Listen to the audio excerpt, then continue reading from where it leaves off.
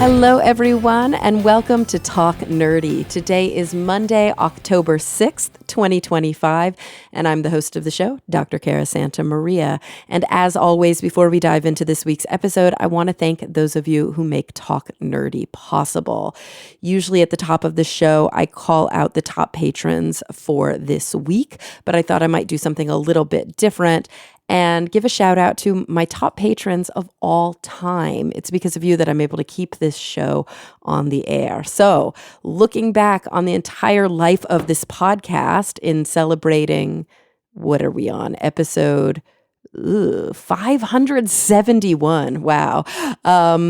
I'm going to start here with the top patron of all time, David J.E. Smith, followed by Daniel Lang, Brian Holden, Gabrielle F. Jaramillo, Jeffrey Sewell, Chuck Blell, David Compton, Juan Navarro, Juan Gutierrez, Pasquale Gelati, Joe Wilkinson, Ulrika Hagman, Howard, Anu Bonavaj, Mary Neva, Doug Petapie, Wolf Witt, Anitusar, Jacob Rochester, Dave Martin, Joseph Lamore, and so many more of you. Thank you all. You keep this show possible.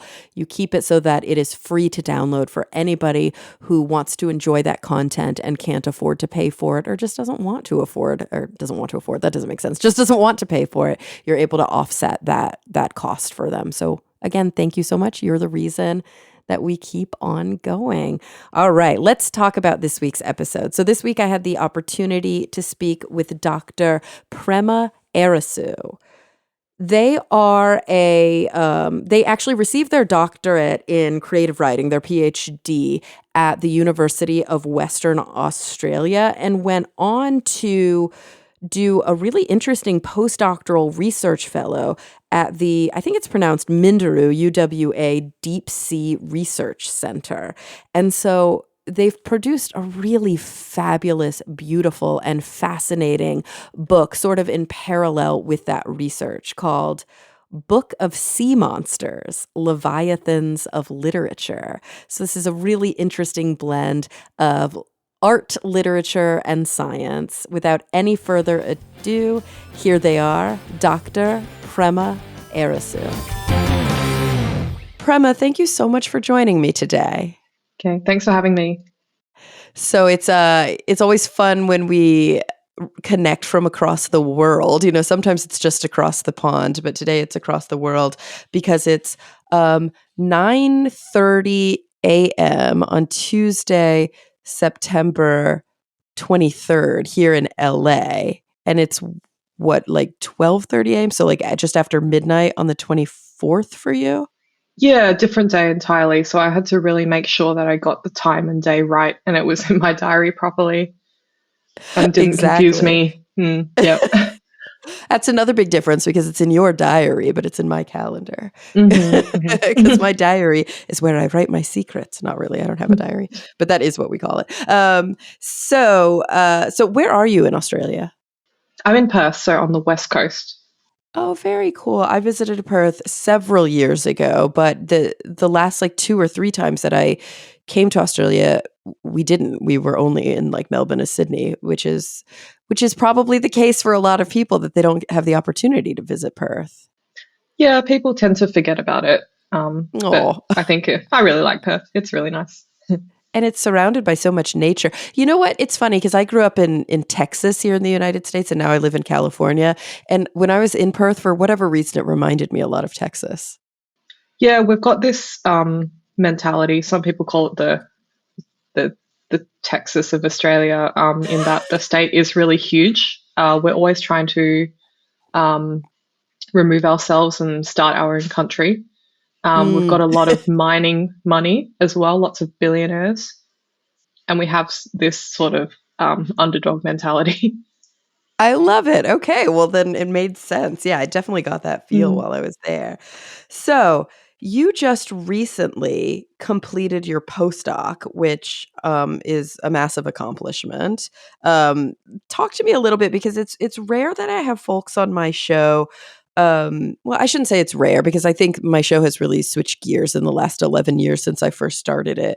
But early on, my show was a heavy, heavy science show. So when I would talk to academics and individuals who, had PhDs and were in their postdocs or had finished their postdocs, almost always they were from fields like biology or chemistry or physics, sometimes psychology. But more recently, I've had a lot of really interesting folks on from philosophy and from literature and from different kind of spectra of the academic continuum. So you studied creative writing, right? Mm.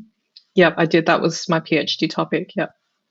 That's very cool that one can get a PhD in creative writing.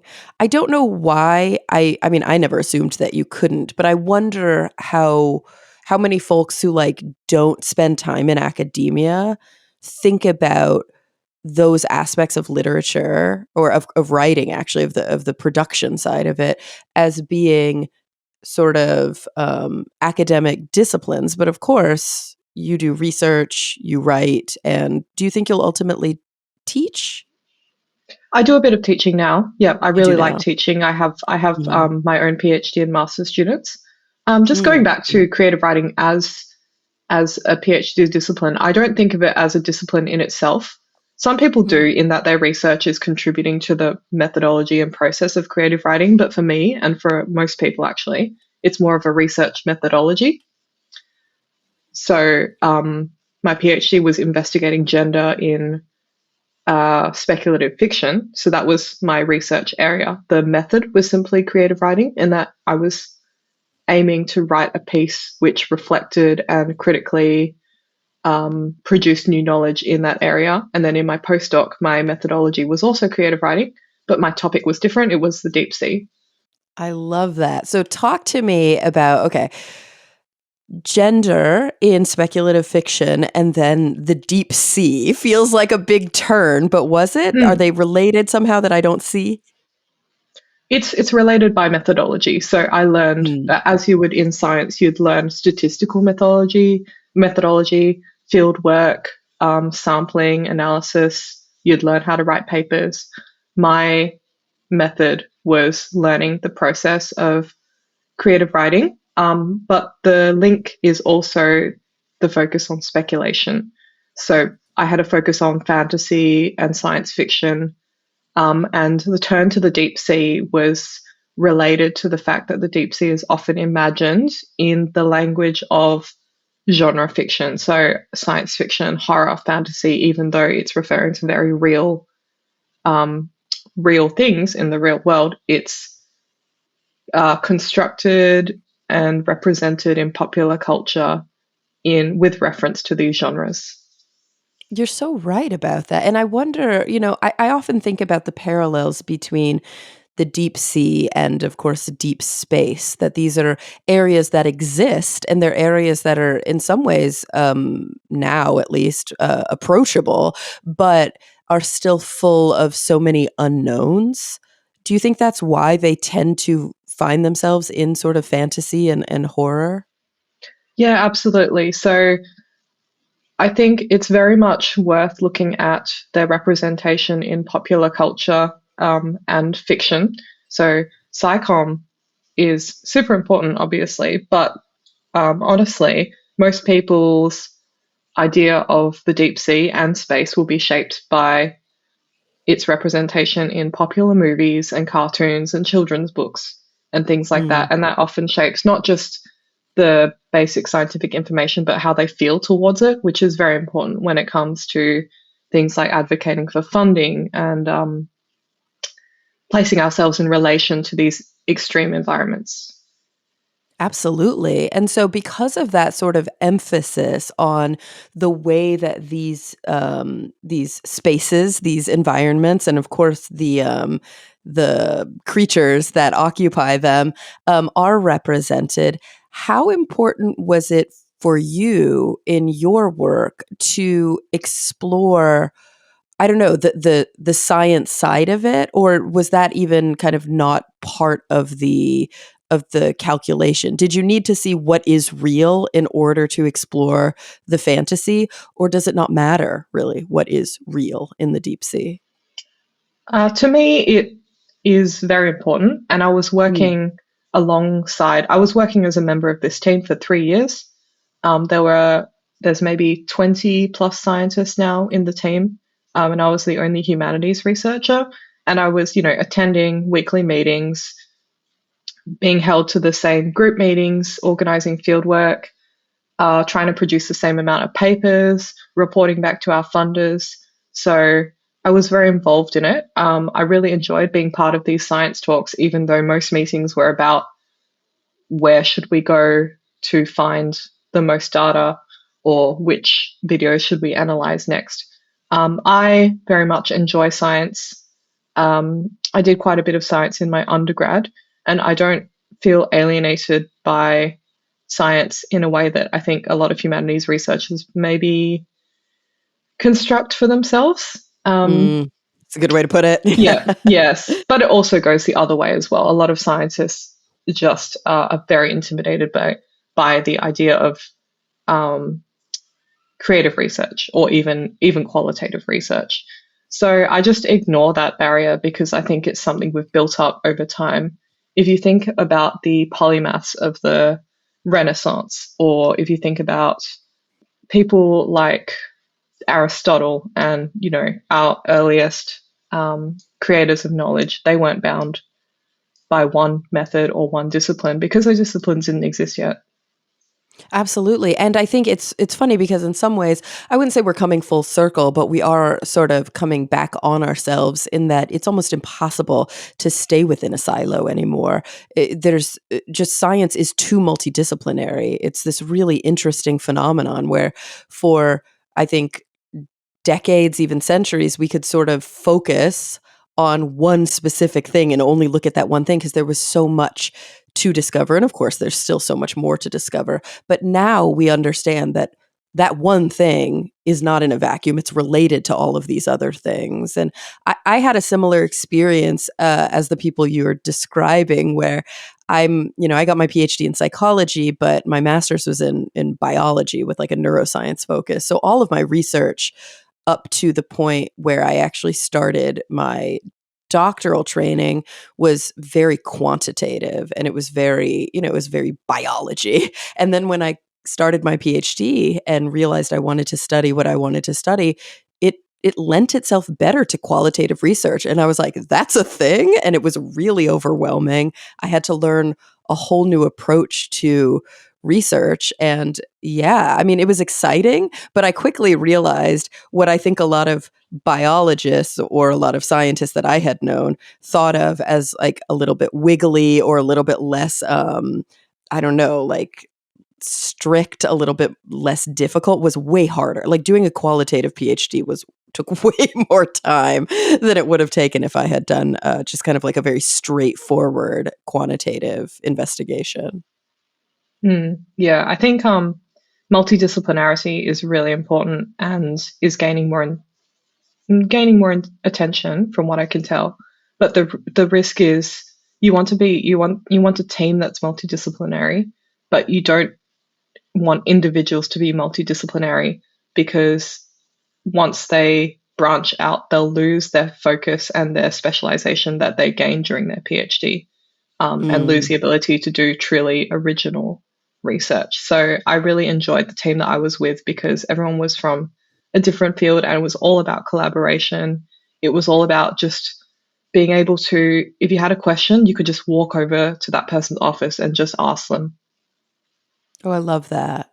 I feel like so many of us have lost that because of COVID and post COVID. A lot of people, I mean, if you're doing research where it's necessary that you're near um, your equipment, or it's necessary that you are in the field, you're still around other people. But for a lot of folks, they're doing a lot of their work from home, and you just don't have that opportunity to walk up to another scholar and ask them a question. Yeah, that was an important part of how the team was run, especially because up to half of everyone could have been at fieldwork at any given time. So when we were around, being in the office was pretty important, which not everyone was really happy with, but I think we all understood how important it was just to be able to go to someone's office and ask them a question and work on something immediately. I love that. So tell me a little bit more because I wonder if there's still a little bit of confusion about kind of where you did your postdoc, what the overall sort of research questions were, and how you as, a literary academic kind of fit into that. Yes, absolutely. Sometimes I still don't quite know how it happened myself, but what happened was it's led by Professor Alan Jameson. He has his own podcast called the Deep Sea Podcast, which is quite good. Oh, I I would love recommend that. it. Oh, cool. Um, yeah, so he was based in the UK, but managed to get grant money from the Minderoo Foundation, which is a WA-based philanthropic organisation that has they do arts funding and they fund lots and lots of things, but particularly interested in marine research. There was an interest and some collaboration, which led to setting up a deep sea centre in Perth, in Australia. Part of that focus was exploring the somewhat underexplored deep sea regions of the Indian Ocean as well, because the Indian Ocean always gets overlooked. There are some really deep trenches also south south of the South Australian coast as well. So Mm. there's quite a lot. There was quite a lot to be investigated. It was later absorbed into Gabe Newell's Inkfish organisation, which is got multiple branches of marine research. Mhm. Uh, so when I joined, it was, I believe, about 5 people. We had Alan, marine biologist, we had an ecologist, geneticist, geoscientist, and oceanographer. I ended up joining because I happened to meet Alan when he was setting up the group. He had funding for about a year postdoc, and that later extended to another 2 years. So I was very lucky with that. But it came out of a desire to change the way people talked about the deep sea. Because the deep sea was always talked about, even by scientists themselves, in terms of a deficit, in terms of how other it is from humans Mm. and people, and how irrelevant it was to everyday life. And I think there was just an understanding that this needed to change to make the research more meaningful. And so what kind of research were they actually doing? Was there like one very overarching research question, or did the entire team look at a lot of different things? So deep sea research is very pioneering in Mhm. a way that a lot of biology isn't anymore, because we know so much about most ecosystems, but the deep sea is really just about getting there and Mm. making observations. And usually they're observations of this environment for the first time. So data on simply what's there and abundance, capturing samples if possible to do genetic analysis is great, but it's largely done by remotely operated landers, which are metal frames equipped with water sampling equipment and cameras that will go down, record for about 4 to 6 hours, and then be analyzed once they come back up. Very cool. And so what was your role the whole time that you were, involved in this research? It was very much up to me to Mm. decide what I wanted to do, but my role was to determine why there was a cultural fear of the deep sea, how this affected the way that the general population perceived the deep sea, and how this was reflected in popular culture and popular science. And then, secondary to that as well, my role was to produce creative work that reflected on this and also challenged it. Very cool. And so what's the connection then between your research and the Book of Sea Monsters? How did this book sort of come to be? And was it sort of a side project, or was it a direct consequence of some of that research that you did? It was very much a side project Mm. because studying mythology wasn't a direct aim of mine. It always Mhm. became relevant though, because of the ways in which deep sea animals are constructed in terms of their monstrosity and figured as monsters in movies and films and so on, and are referred to as monsters. So I started investigating how we use the word monster, how it's used not just for animals, but used for people who violate, social norms. So serial killers are called monsters, psychopaths are called monsters. You would be familiar with this in psychology, I'm sure. Yeah, and very often it's used to other individuals who are simply outside of the social norm because they're existing, whether we're talking about somebody who is, um, uh, an immigrant or a minority or a gender minority used by, it's sort of the genocidal playbook, right? Is to other and animalize or monsterize an individual so that in an effort, at least, to try and make them seem less human. Yeah, absolutely. And in othering a certain group of people or animals or a place, you're implicitly Mhm. reaffirming what is normal as well. Mhm. Yeah. So yeah, so what I this book came about as me collecting just texts about sea monsters, so that I could have something to compare contemporary text with. And by contemporary text, I mean things like documentaries, and clickbait articles that would say things like deep sea scientists find monstrous fish 5,000 Mm. meters in the sea, or something like that.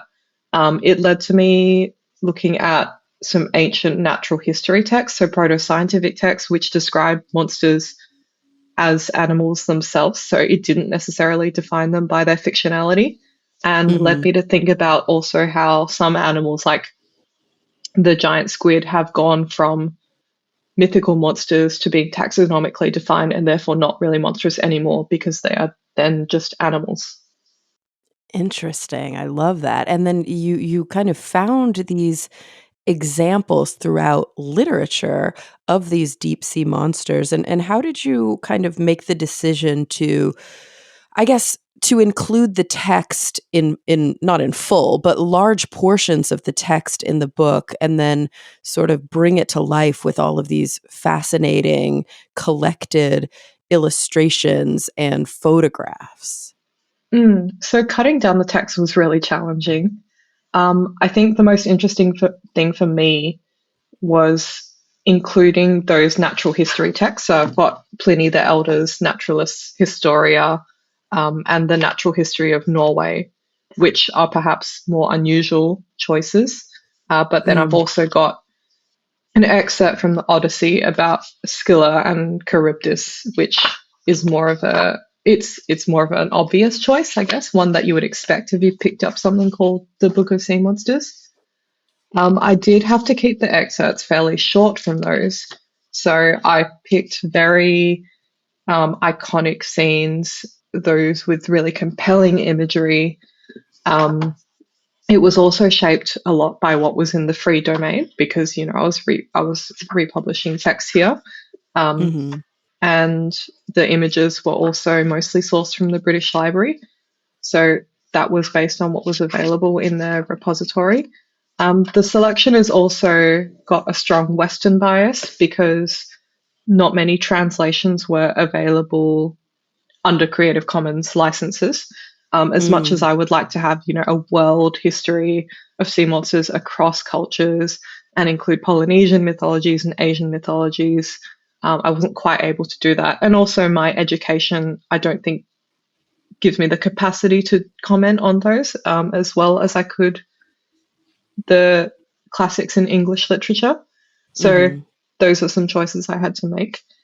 A lot of them are, so in addition to the science, the proto scientific texts, we also have some well known authors, but the works I have here are perhaps less well known.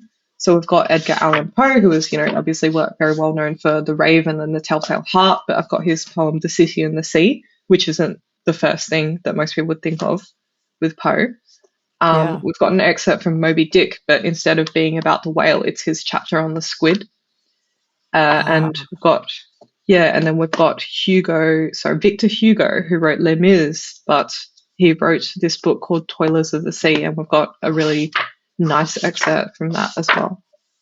Oh, I love that.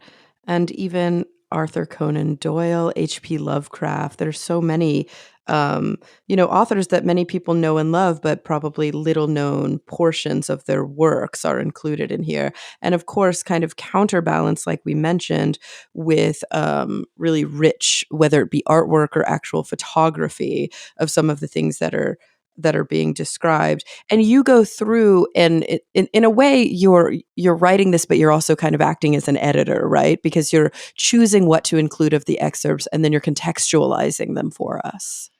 Yeah, I'm very much an editor. I'm not, I definitely didn't author the majority of these words. I just have an intro in front of most of them. So most of the thought in this was really about the selection, and the rest came together quite quickly.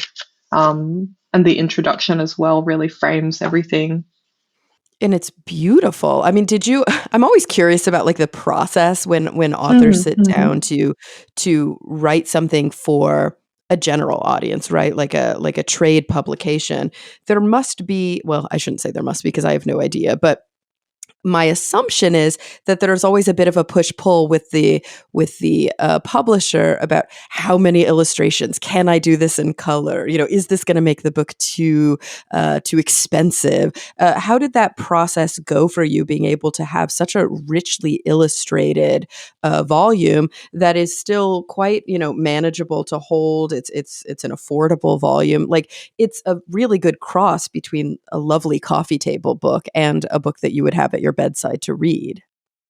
Yeah, so it was actually more the opposite in that I pitched something that would require a lot more original writing from me, and Mm, critical work. And they came back to me and said, actually, we would love this as a highly visual, larger book, with broad appeal, because I think I had an idea of writing something more academic. Um, yeah. so I was asked to find one or two images per page. I was told that it would be financially viable, it would be great. The licensing of the images would be organized. I'd have plenty of assistance with that. And it would be something that people could buy as a really nice gift, or collectible almost. And so it did work out that it's a lot more visual than I originally intended, which I'm really happy with. I think that that's worked so well. But Oh, the yeah. price is also great, because sometimes books like this that are so heavy in color images would be 40, $50 or more, but this Mhm. one's actually really good. Absolutely. I mean, and what an interesting kind of, I mean, we were talking about multidiscipline approaches to our work earlier, but what an opportunity, because of course you do publish academic literature in your work and you do write for an academic audience, but this is kind of like a big shift and allows so many more people to experience and appreciate your perspective and your point of view. And as you mentioned, I mean, it's a beautiful, beautiful book. Uh, it really does draw you in. One of the things about it that I love is, and this I think goes back to this conversation about monsters, which I think we could spend a little bit more time on, is the fact that from a visual perspective, again, I was a scientist, or I am a scientist, I guess you could still say, even though I'm more clinical in my work now. I've seen a lot of scientific articles. I see what type of imagery is often included in publications, and very often when I see sort of fascinating or maybe even bizarre deep sea creatures, uh, I can appreciate them for the organisms they are, but there is that moment of like, ooh, that's weird looking, or that thing's kind of terrifying. Often when we think about these deep sea monsters, and even in many of the representations, they are monstrous, right? There's a bit of like gore or horror involved. How did you find that balance of visually representing these different organisms, or sometimes fantastic creatures, as, I don't know, dark and scary, or bright and exciting? Like, where did you really want to take it? I especially really like medieval drawings, like drawings from Mhm. medieval bestiaries, who are so these. drawings without any perspective, drawn by a medieval monk who's spent his whole life in an abbey and never seen a giraffe, and is drawing it based on this second or third hand account.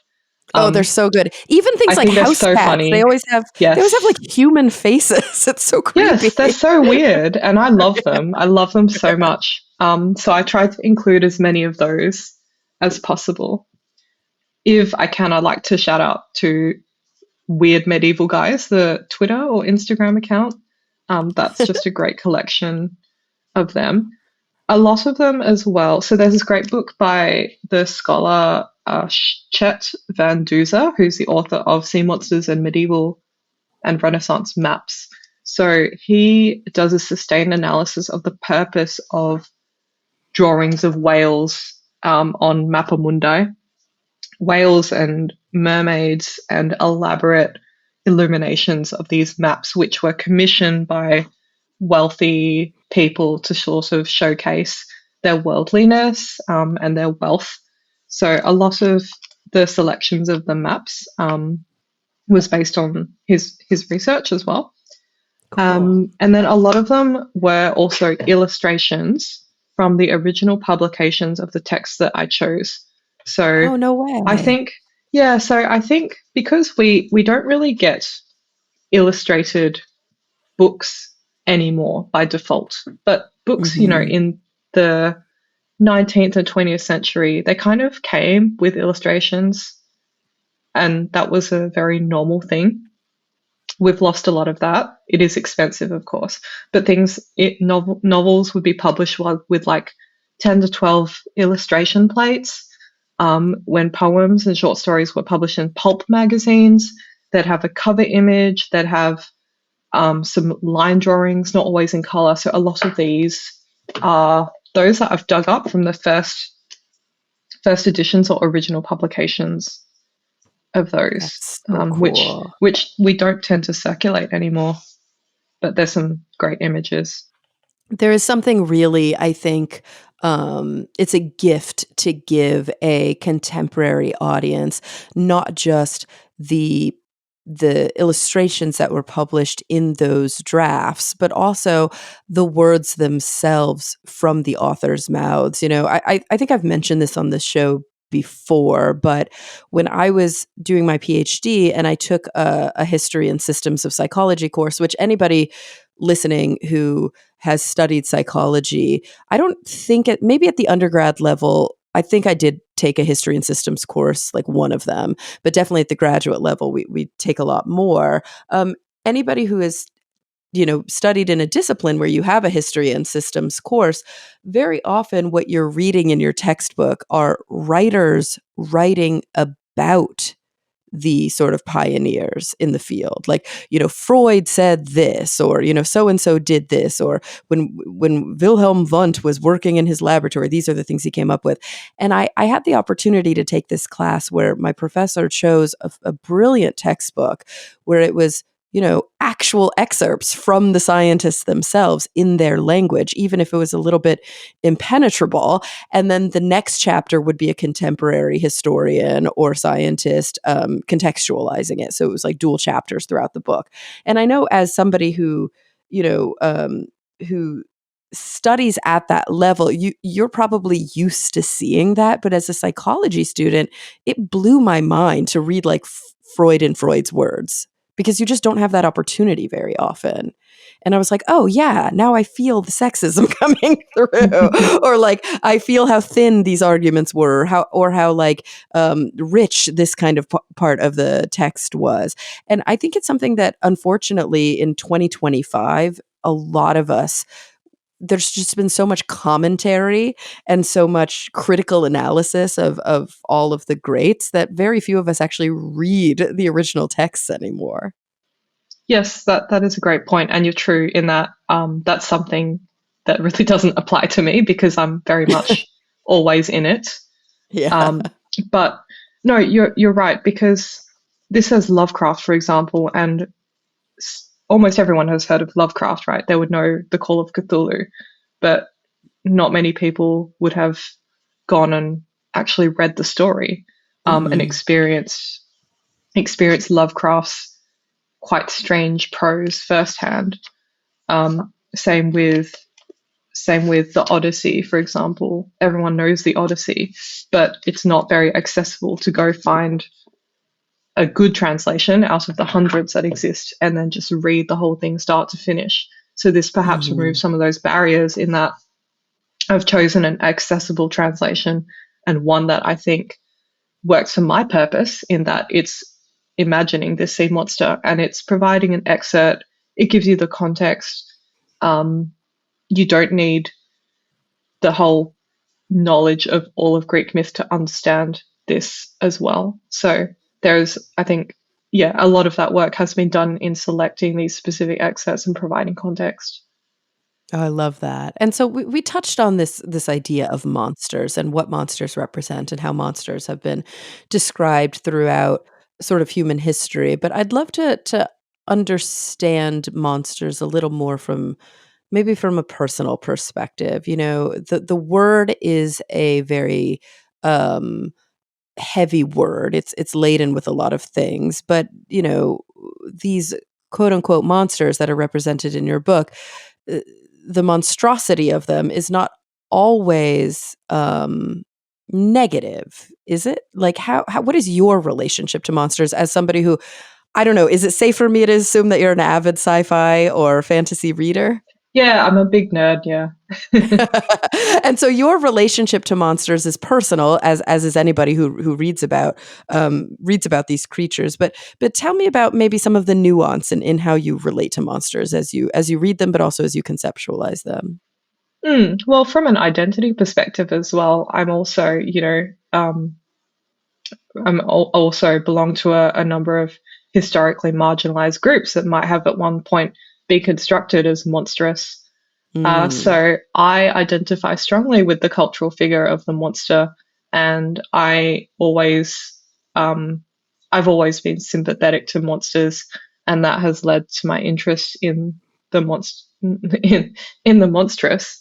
Uh, I can articulate my position in relation to the field which is called contemporary monster theory, and hmm, this is not something I've just made up. This is a field that has a history that originates in an essay by Jeffrey Jerome Cohen, but has roots that trace back to the philosophy of Michel Foucault, for example.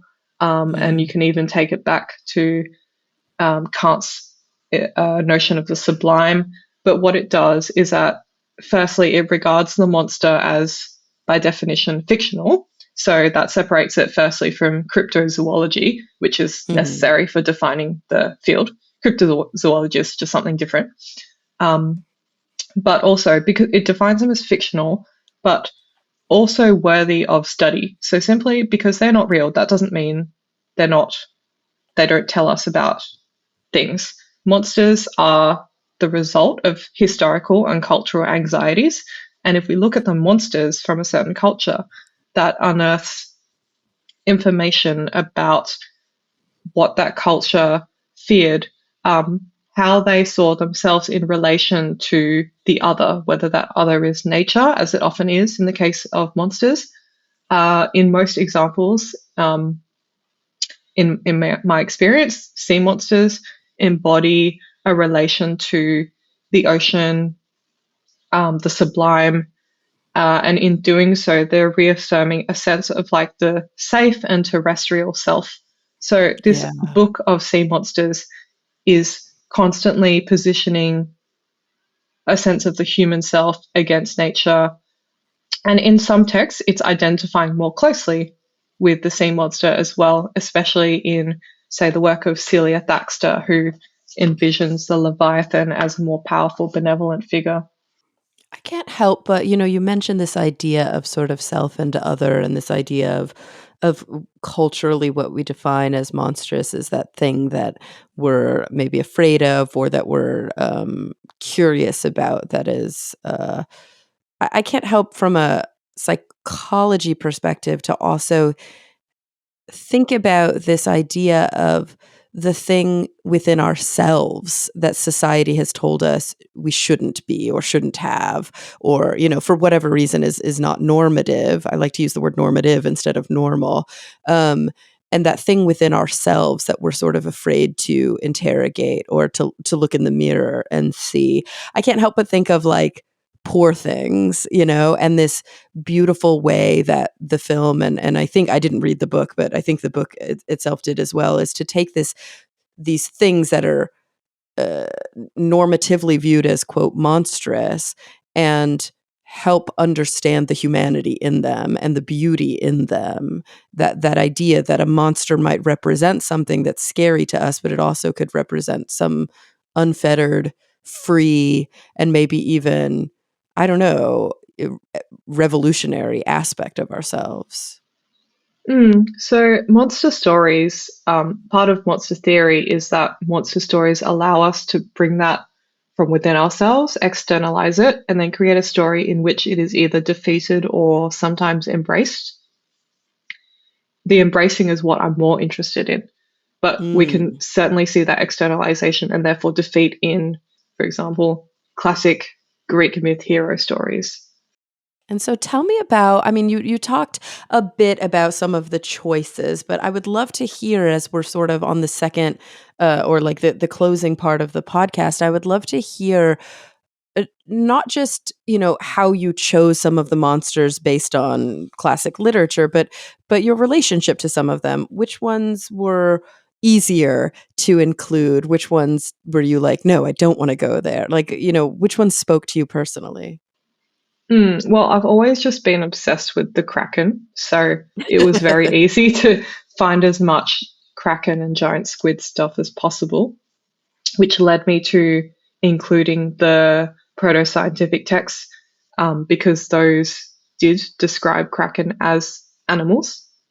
Mermaids were interesting to approach because there are sirens in the Odyssey, but they're not described with fishtails, so they're not really mermaids. They're more described as like chicken women. So they underwent this transformation where at some point they acquired fishtails, but they became in Renaissance. Sorry, not Renaissance. They in romantic, late romantic and Victorian literature. They became less malevolent and more innocent figures, and ones that women would especially see as a symbol of freedom and playfulness. And we see Oh. this, yeah. So so they became very much less monstrous.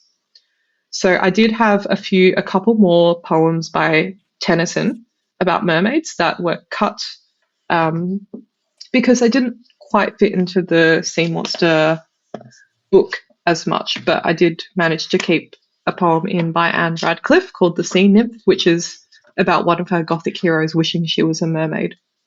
Mm.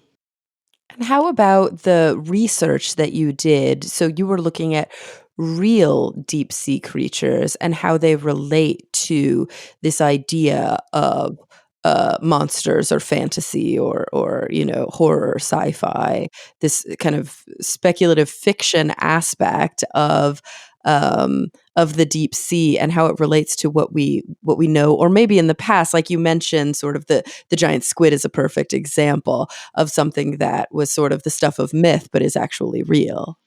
Yeah, so I've just published a paper in collaboration with Professor Jameson called Deep Sea Horror in Popular Science and Culture, which is an investigation of the ways in which deep sea animals are constructed as in terms of with reference to what we call the rhetorics of horror, which is the Mm. language conventions of horror. And this persists not just in fictional media about the deep sea, but also in science journalism, in documentaries as well, the voiceovers. So taking the perspective that they're not objective descriptions. They're always trying to draw you in, and when it comes to the deep sea, it's always a reach to the mystery and alienage, um, the the otherness to the human. So this article sort of dissects that. It excavates the ideologies present in that, and then points towards some alternatives. So the Monterey Bay Aquarium Research Institute is actually doing some really good work in that the way they represent their deep sea animals on their YouTube channel, for example, are moving towards beautiful and cute and really appealing. So they are showing that there are alternate possibilities. I love that. And that's a nice little connection for you and me because that's literally down the street. So Oh, that's Monterey Bay. amazing. Yeah, yeah, it's like right. I mean, it's not too far from me and it is a really really wonderful institution. I've actually done some work with them in the past. Oh, wow. Yeah, it's my dream to visit one day. Oh, I hope you do and I hope if you do you hit me up because it would be lovely I to will. show Yeah. you around Southern California for sure. Oh, I love that. Well, gosh, Prema, I'm curious. Is there anything that you can think of here as we sort of close out the hour that we didn't get to talk about that's important for you to share, maybe with folks who are interested in the book and want to know more? Anything I didn't sort of ask you about, or any directions we didn't quite go? So I'm mostly here to talk about the Book of Sea Monsters, but I actually do have a book of poetry, which is all my work, so not Oh. excerpts of other people's work, about my experience working with the deep sea.